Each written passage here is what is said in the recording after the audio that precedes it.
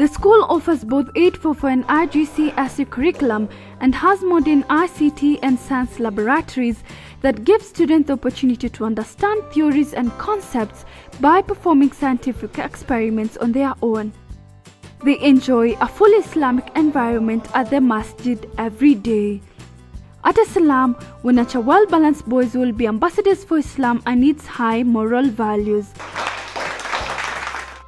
The Salaam High School excels in education within a cultivating, caring and secure Islamic environment.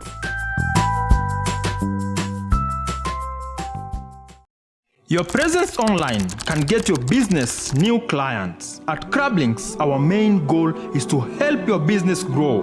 We passionately do this through website design, brand identity, photography, digital marketing, networking, CCTV installation, and IT security training. Contact us today on +254 712 972 727 or email us on info@crablinks.co.ke.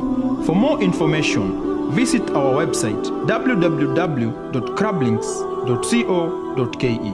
At Crablinks, we believe in upholding the good faith our clients have in us.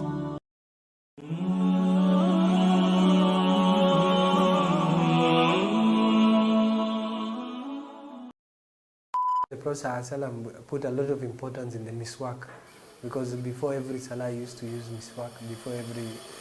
Before he does wudu, he used to use miswak. And it's very important because in the mosques we usually pray close to each other. We need a good environment, we need good oral hygiene.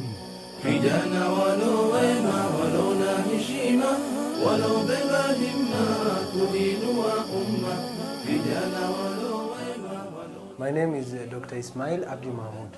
I'm a dentist based here in South Sea, Mugoya. I grew up here in Mugoya, South Sea. I've been here all my life.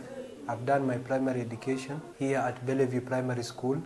I did my secondary education in Highway Secondary School in South B. After I finished high school, I stayed about a year outside. So then after that 1 year, I was working with my brothers in that 1 year. Then we all decided it was better for me to pursue a career somewhere in the medical field, somewhere in dentistry or something else, so that I progress myself in life.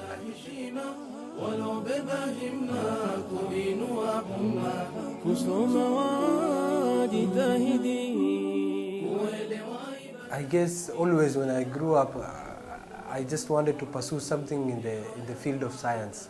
So sometimes it was medicine, sometimes it was pharmacy, sometimes it was biochemistry. But that's how later on, the field, that's how it led me to dentistry. Finally, I decided to dentistry. The urge for me to pursue dentistry came to me when I was in medical school. Usually, in medical school, after you do the first 2 years of basic sciences, I saw the need, and I also remembered my community South Sea, and I remembered my estate Mugoya, and I decided this was the right thing to do, and that's how I pursued my career in dentistry. I consulted my family, I consulted my brothers, and they all decided it was a good idea, because the dentistry is a good field. It's one of the best fields around, so we all decided it was a good thing.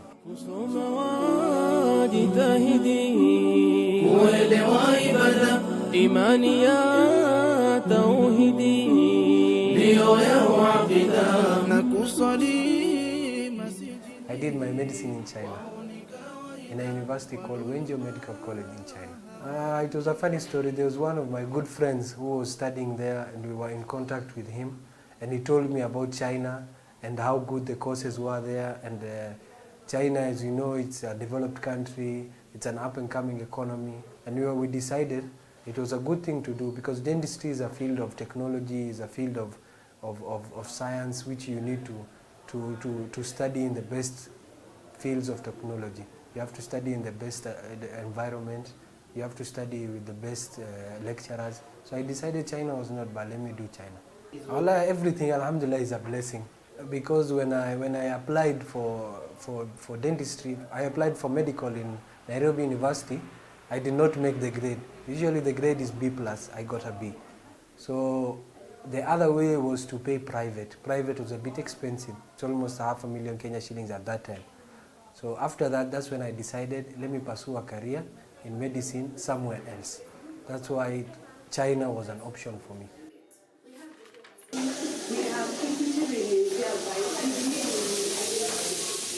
China, alhamdulillah, I stayed there 5 years.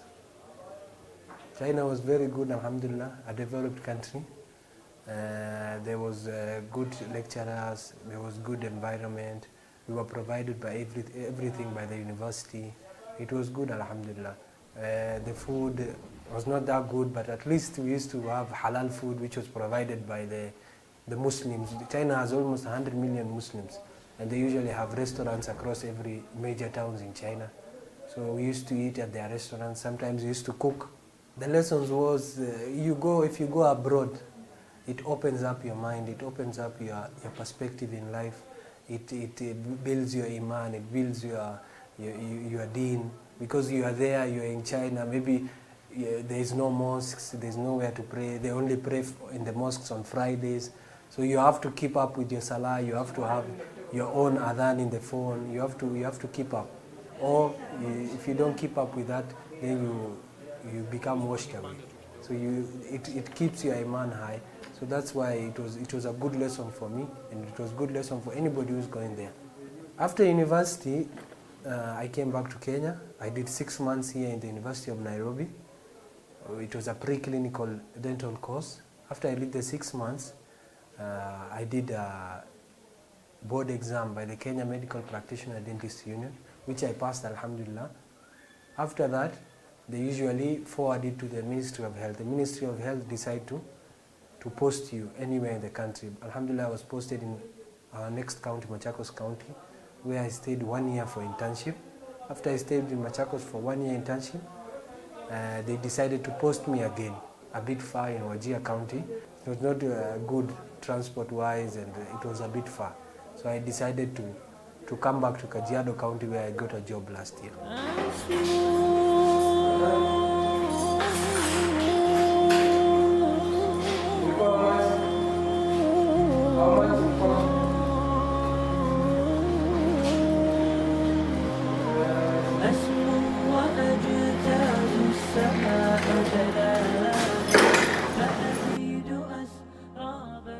I guess a lot of people, when they choose a clinic, they usually choose somewhere where there is the central business district, or somewhere where there is like Isli, somewhere which is busy.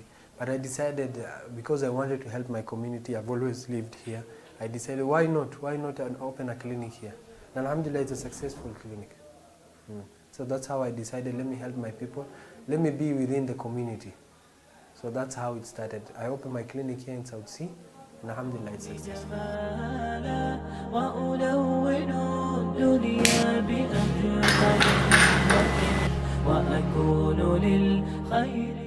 It was tough. I guess every startup usually is tough, but you persevere. You have to have sabr. So we persevered, we had patience, and alhamdulillah, it's okay. We are still persevering, but alhamdulillah, it's good. Dentistry is a long-term business. It's not something where it's short-term, you stay 1-2 years and decide to move, because the patients usually follow up patients, and we have referrals. So the more you stay, the more experience you get, the more referrals you get, and the more you grow your practice. At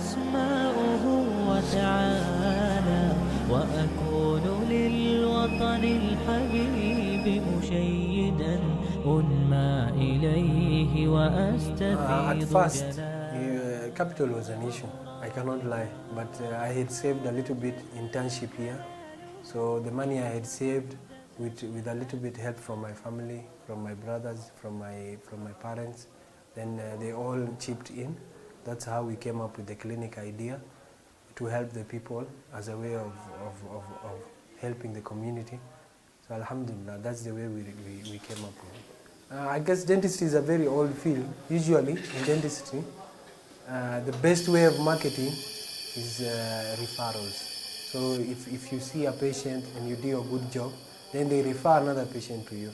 So after a while, we started picking up. Patients started referring other patients, their family members, their children. So that's how we got to pick up. We also did online marketing. We have advertisement boards. So all this helps, alhamdulillah.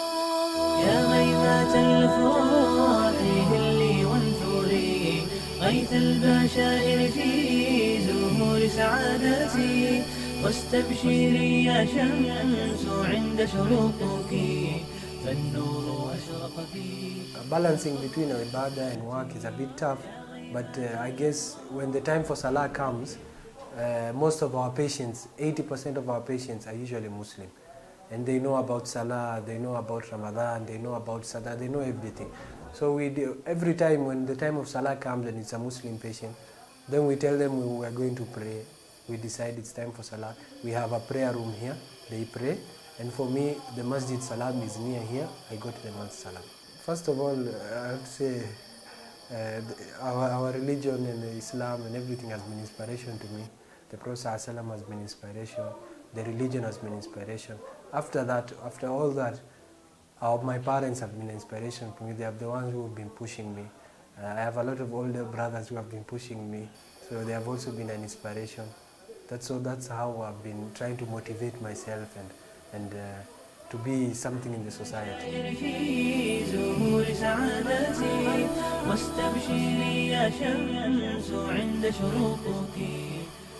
To be a good dentist, you have to have good interpersonal skills, and you have to have also good dexterity. What's called dexterity? So you have to have good hand-to-eye coordination skills, which usually is taught in the universities. But the most important thing is a good intercommunication skills. If you talk to the patients well and they understand you and they are happy with your work, then alhamdulillah everything becomes well and good. I have a lot of dental friends in this field. I have Muslim friends in this field, and we have a lot of ideas. Some of them have clinics like me. That's how we generate ideas. There's also a lot of CMEs, continuous medical educations, where we usually in the public hospitals and they organize CMEs, this continuous medical education, new skills, and every year there's 2 or 3 trade exhibitions. Like recently there was a trade exhibition in Dubai which I went, and it helps you, it helps your skill. You learn how other dentists in other places in the world are doing, how their skill is, what technologies are they using. So it helps you a lot.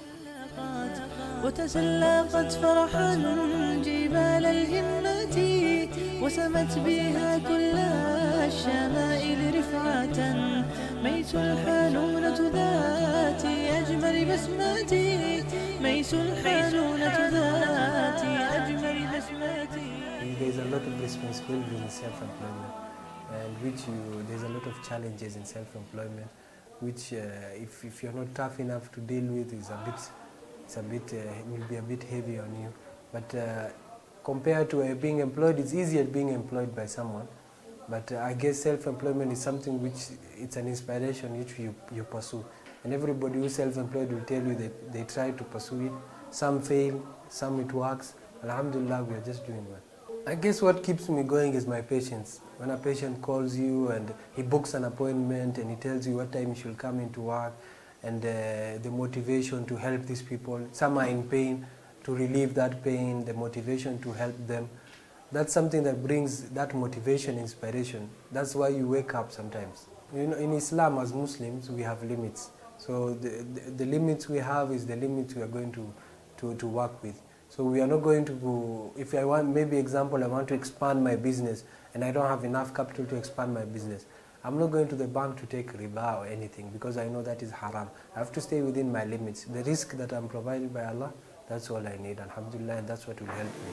My greatest fear is sometimes there are patients, if you don't do a good job, sometimes in dentistry there's a lot of perception, and sometimes if you don't do a good job, and some patients, they usually go around and talk a lot and talk behind your back, and they tend to bring a lot of rumors and gossip, which is not good for the business, because this is a business which you need that check, you need those follow-ups and referrals. So if you don't do well to a patient, then it goes all over the place that you have done something not good to a patient. So that's a fear in itself. I guess the most satisfying part is when a patient comes to you in pain and you relieve the pain, after you do the anesthetic and he starts feeling well and you do maybe the root canal, and after a week they come back and they tell you they are feeling well, the pain has gone away. Some people come with swellings, they come back maybe after a week or few days, the swellings disappear and they are happy. Sometimes you do a crown and bridge on somebody with a poor smile and you improve their smile, you improve their outcome to life. That's something that brings a lot of happiness to us as dentists. Some of the pointers in running a successful business is, one, you should never give up. You should always have that belief that Allah will provide the risk for you. You should always have that belief that it will work out. You give it time, don't be in a rush. A lot of people, their biggest problem is they are in a rush. They want to quickly succeed in life, which is not easy. So you have to decide, let me persevere in this business, let me start this small kiosk, let me start this small business. And you work hard and pursue that career and you pursue that business, and it all works for the best. We follow these certain procedures. When it reaches maybe Dhuhr time, we go for Salah. After we come back, we see a few more patients. Again, we go for the Asr prayer. And basically, by the time it reaches 5, we are done for the day, unless we have emergency cases. And that's how our day is. يا غيمة الأفراح هلي وانثري غيث البشائر في زهور سعادة. Somebody who wants to pursue this dental career, number one, I'll say, you need a lot of patience, you need a lot of perseverance, you need a lot of hard work, you need to be obedient and diligent to your lecturers and everything to pursue this career. You're on time every time. It will reflect in your life, and that's what I'll advise this young people. I guess even the Prophet ﷺ put a lot of importance in the miswak, because before every salah he used to use miswak. Before he does wudu, he used to use miswak. So I guess if you look at it from that perspective, dentistry is very important. And it's very important because in the mosques we usually pray close to each other. We need a good environment, we need good oral hygiene. So I guess in Islam it's very important, dentistry is very important. حجانا ولو ويما ولو ناهشيما ولو بباهما تبين وأمة حجانا ولو ويما ولو ناهشيما ولو بباهما تبين وأمة كسر مواد تاهدي ويل وعبادة إيمانيا توحيدي ليو يا عبدا nakusali masjidi kwao ni kawaida kwalo nyuma.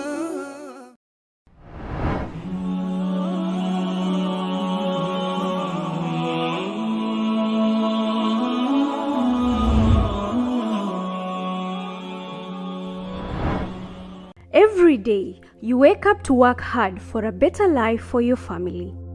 You give your all to grow your business and your income. The sad part is that someone else is working as hard to steal from you. But don't you worry, as eStream East Africa, we're here for you and your assets. We passionately provide efficient and complete security solutions such as access control, asset tagging and tracking, biometric security including face recognition and fingerprint readers, CCTV systems, both new installation and maintenance of any brand of existing systems. With our expertise and experience spanning over 10 years, we can confidently say that safety and security don't just happen. It's the result of hard work and investment. We do that for you with a smile. Contact us today on 0772 404 000 or email us on info@estream.co.ke. At eStream, excellent service is our second name.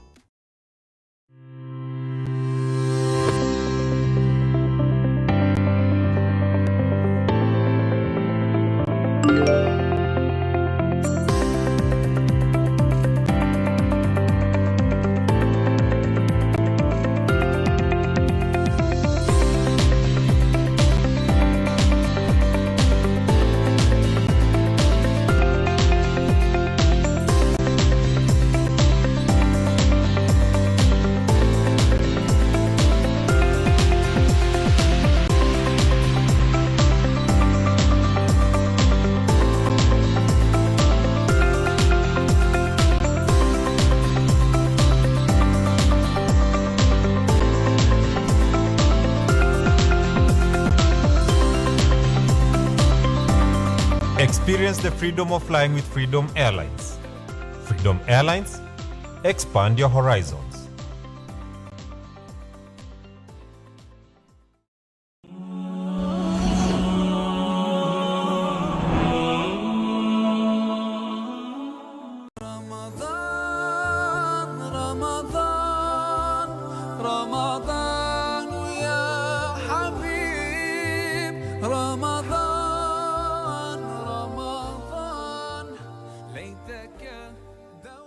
Assalamu alaikum wa rahmatullahi wa barakatuh. Welcome to our Ramadan program. I'm your host Ustadha Aisha Muhammad Abdul Khair. Ama kweli akhawat fillah, tumejaa na misukosuko katika maisha yetu, huzuni kila mahali, panda shuka na changamoto. Allah subhanahu wa ta'ala ana sababu yake ya kutuwekea ibtila na mtihani katika maisha yetu. Na je, is there any way we can live a peaceful life despite whatever it is that we are going through in our lives? Of course.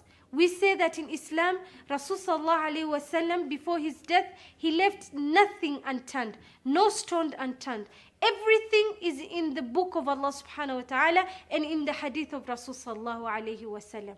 How can we live a peaceful life despite whatever it is that we are going through? Because at the end of the day, we are going to live this life and everything is going to continue. It's not that when we live this life, everything will come to a halt. Ukhti fillah. Fatima radhiyallahu anha alikwenda kwa babake Rasul sallallahu alayhi wasallam, akamwelezea jinsi alivyochoka mwili na nafsi kutokamana na ulezi ya watoto na yale majukumu ambayo alikuwa nayo nyumbani. Kisha Rasul sallallahu alayhi wasallam akampa nasiha, akamwambia kweli inachosha kazi ya nyumba, lakini yote ni ibada kwako na yote ni ajri inda Allah subhanahu wa ta'ala. Lakini nitakupa nasiha ya kufanya tasbih, fanya dhikrillah. Kule ukileta dhikri ya Allah subhanahu wa ta'ala itapunguza ile uchovu na itakupatia raha fil qalb, yani istiraha, yakunu alqalb mustarih. Yaqulu Allah azza wa jalla, ukhti fillah, katika Qur'ani ambayo ndo mada yetu ya leo, udhkuruni adhkurukum, nitajeni nitawataja. Allah subhanahu wa ta'ala wazi wazi anasema kuwa pindi utakapomkumbuka, pindi utakapomtaja, na yeye pia atakutaja. Umuhimu wa dhikri ya Allah subhanahu wa ta'ala. Kumtaja vipi? Kumtaja kwa maneno, kumtaja katika hali ya ibada, na kumtaja ukisoma Qur'an ya Allah subhanahu wa ta'ala. Unaposoma maneno yake inamaanisha unamtaja. So if you ukimtaja Allah subhanahu wa ta'ala, Allah anakutaja, na ukimkumbuka na yeye anakukumbuka. That is the same thing with us in the world today. Leo kama uko na rafiki ama sahiba ambaye anakukumbuka, kila kukikucha anakupigia simu, anakutext, anakujulia hali, huyo sahiba utamweka wapi katika maisha yako? Yani akidi utamweka karibu na maisha yako, isn't it? That is going to be the most beloved person to you. Ukikuwa na wema utamwambia, ukikuwa na mabaya pia utamwambia, because she's the closest person to you. And that is the same thing with dhikr of Allah subhanahu wa ta'ala. Ukhti fillah, leo niko hapa kuwapa nasaha ya umuhimu ya dhikri ya Allah subhanahu wa ta'ala. Allah anatuhimiza sana tulete dhikr ili pia yeye apate tu kutukumbuka. Rasul sallallahu alayhi wasallam anasema, mathali alladhi yadhkuru Allah walladhi la yadhkuru Allah ka mathali alhayy walmayit. Hakika mathal, yani mfano wa yule ambaye anamtaja Allah subhanahu wa ta'ala na yule ambaye hamtaji Allah subhanahu wa ta'ala ni sawa sawa na yule ambaye ni maiti na yule ambaye yuko hai. Vipi ukhti fillah? Tuchukue mfano wa ardhi ambaye imechimbwa, ikaekwa mbolea, ikaekwa mbegu, ikamwagiliwa maji. Tunaongoja kutoka kwa hiyo ardhi nini? Tunaongoja mimea mazuri, isn't it? Na tunaongoja mazao. Lakini ardhi ambaye ni kavu, haimwagiliwi maji, haiekewi chochote, no mbolea, nothing. The earth is just the way it is. We've put our seeds and we are waiting for a good result. Ukhti fillah, are we going to harvest anything? That is the same thing with our heart. That's the same thing with our soul. Rasul sallallahu alayhi wasallam anasema, a dead soul is the soul that does not remember Allah. It is not in the remembrance of Allah subhanahu wa ta'ala. Haimtaji Allah subhanahu wa ta'ala. Inajieka mbali na Allah subhanahu wa ta'ala. Ndo maana akhawat fillah, we live a stressful life. We live a miserable life. We live a life full of huzun. Kila ukimwona mtu anakuambia, wallahi ustadha, mimi I'm just sad. Things are not working the way I want it. We are frustrated with this life. Ukhti fillah, kila mtu ako na panda shuka kwa maisha yake. Hakuna mtu yote ambaye yurzak hana changamoto kwa maisha yake. But the difference between you and that person is how you handle it. And the only way you're going to handle